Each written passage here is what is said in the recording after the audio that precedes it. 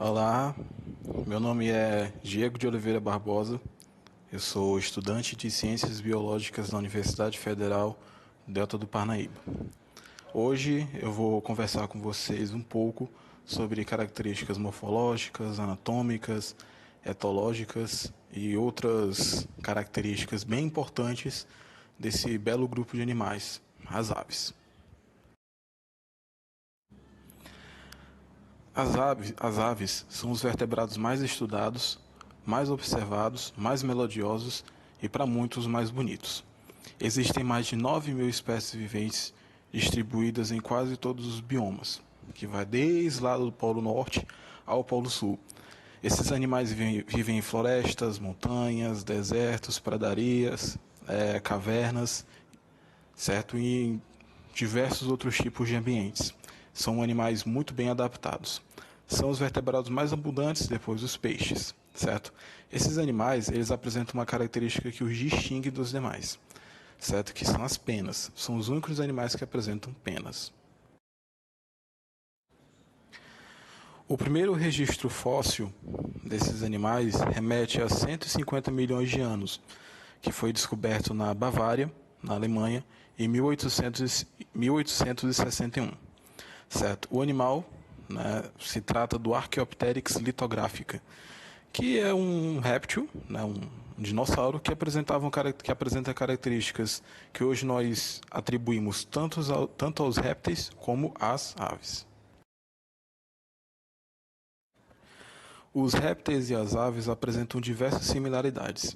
Entre elas podemos citar crânio e coluna ligados por um côndilo occipital, ouvido médio constituído por apenas um osso, excreção de ácido úrico, mandíbula inferior constituído por 5 a 6 ossos, postura de ovos com casca rígida, e essas são apenas algumas das várias características que os répteis e as aves apresentam em comum. As aves atuais, elas são do grupo que a gente denomina como neornites, né? Neo significa novo e ornites, aves. Então, aves novas, aves atuais. Sobre a classificação das aves. As aves pertencem ao filo Chordata, o subfilo Vertebrata, certo? Aí essa classe das aves se divide em alguns outros pequenos grupos, como a subclasse Archaeornis, né, que contém as aves extintas, como o Archaeopteryx. Nós temos a subclasse Neorniths, que contém tanto aves extintas como as aves modernas. Nós temos a superordem Paleognathae, que são aves com palato primitivo, né, que se divide ainda em ratitas e tinamos. E a superordem Neognathae, que são aves modernas com palato flexível. As aves, elas são divididas em dois grandes grupos. O grupo das ratitas, que são aves que não voam e apresentam um externo achatado com músculos peitorais pouco desenvolvidos. Nesse grupo podemos incluir as avestruzes, emas, kiwis e emus. E carinatas, né, que são aves voadoras com o externo apresentando quilha e músculos muito fortes. As aves carinatas são as aves que conseguem voar justamente por causa desses músculos mais fortes, enquanto que as ratitas não. O corpo das aves é um corpo geralmente fusiforme, dividido em 4 partes: cabeça, pescoço, tronco e cauda. No momento de que ele estiver caminhando na terra ou quando ele estiver voando. E também serve para armazenamento de alimento, né? O tipo de corpo é muito bom para que o alimento possa ser guardado no corpo. Os membros anteriores foram modificados para o voo. Os posteriores são fortes e adaptados para correr, caminhar, nadar ou saltar, depende da espécie. E as aves, né, esses animais apresentam pés com 4 dedos, em geral. O corpo tem uma cobertura epidérmica de penas, certo? E escamas nas pernas. A derme e a epiderme são delgadas, sem glândulas sudoríparas. Elas têm uma glândula oleosa na cauda e uma pina do ouvido rudimentar.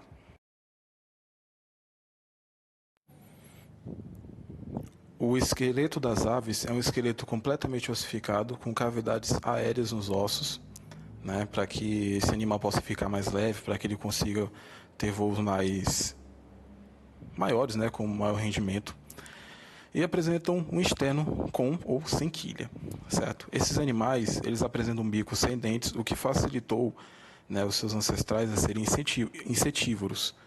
E que isso também contribuiu muito para a evolução desses grupos, porque nessa época existiam muitos insetos, então eles tinham abundância desse alimento. O voo possibilitou a exploração dessa fonte alimentar em outros nichos. Existem aves herbívoras, nectívoras e onívoras. Esses animais apresentam um sistema nervoso com 12 pares de nervos cranianos. O sistema circulatório das aves tem 3 câmaras no coração, com o arco aórtico direito persistente, sistema porto-renal reduzido, células sanguíneas vermelhas nucleadas. Os eritrócitos são também biconvexos. Existem células brancas no sangue.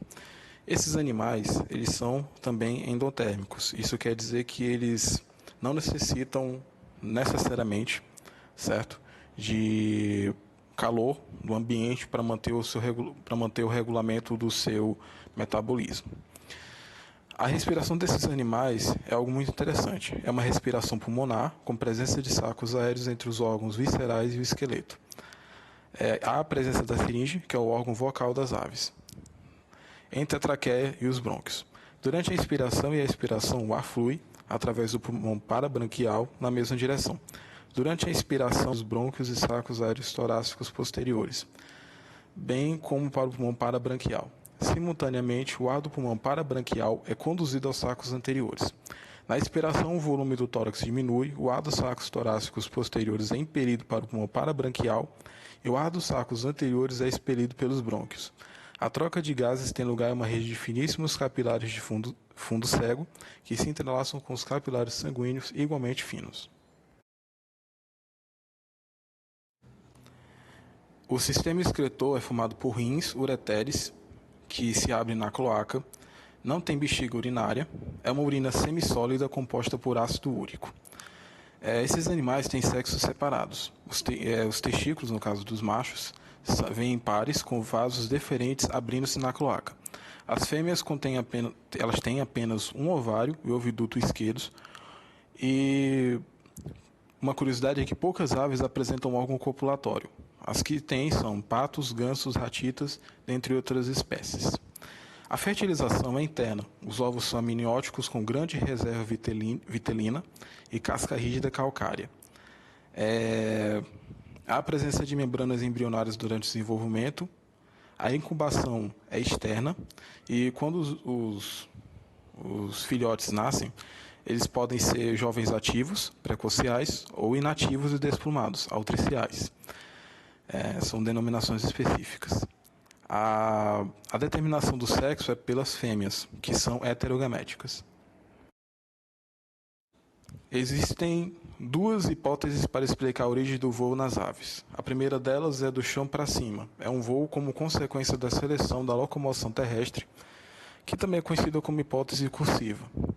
A segunda hipótese, né, é das árvores para baixo. Basicamente, essa hipótese diz que esses animais eram inicialmente arborícolas e que, com o tempo, foram saltando, né, por diversas razões, para predar algum animal, por exemplo, e com o tempo foram desenvolvendo a capacidade de planar, certo? Essa hipótese também é conhecida como hipótese arborícola.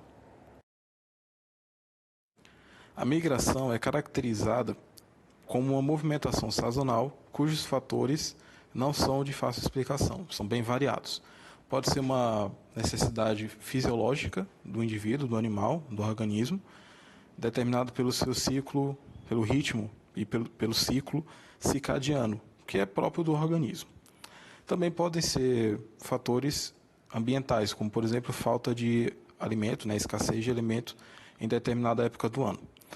Uma espécie pode migrar para outra região em uma determinada parte do ano para se alimentar e reproduzir, e ao final dessa época ela retorna.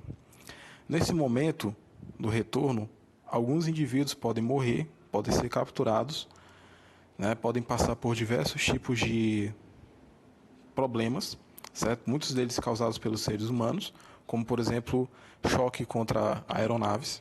Isso pode ocasionar desestabilização da população.